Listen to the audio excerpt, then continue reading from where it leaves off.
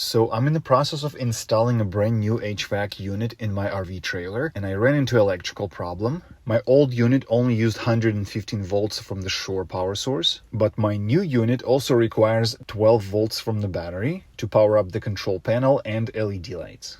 To fix the problem, I'm going to splice into the existing 12 volt circuit for my LED lights. Before we begin, it's a good practice to disconnect the battery and to make sure that there's no power coming to this light. Turn the dome counterclockwise and take it out. Remove 3 Phillips screws. Pull out the wires to reveal the connection point. Peel back aluminum insulation foil to get access to the roof space. It's going to be tightly packed with insulation.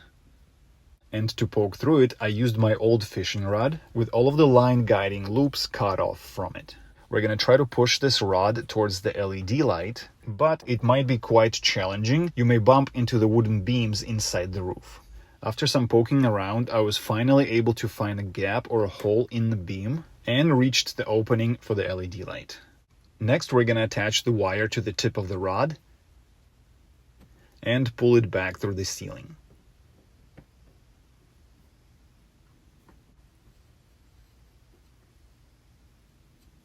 On this end, we're going to connect it to the LED light circuit. Originally, they used crimping nuts at the factory. I don't really have those handy, so I'm just going to use the regular wire nuts, and it's up to you which ones you personally want to use. Alright, all set, looking good on this end. And the other end, we're going to connect to the black and red wires on the control unit. If you're not sure which wire is a 12 volt positive and which one is ground, you could use a circuit probe tester tool to make your life a little bit easier. You simply connect it to the battery and it's going to turn on. Touch each wire with the tip of the probe, and as you can see, this one is 12 volt positive and this one is neutral. It's a really nice tool to have in your arsenal. I personally love using it, and if you're interested, I can drop a link for it down below.